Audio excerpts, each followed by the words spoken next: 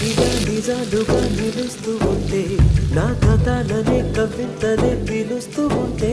ఈ వరాలుగా ఉల్లాసమే కురుస్తూ ఉంది పెదవికి చంప తగిలిన చోట పరవశమేదో తోడవుతుంటే పగలే అయినా గగనంలోన తారలు చేరేనుగా నిజంగా నేనేనా ఇలా నీ జలలో ఉన్నా ఇదంతా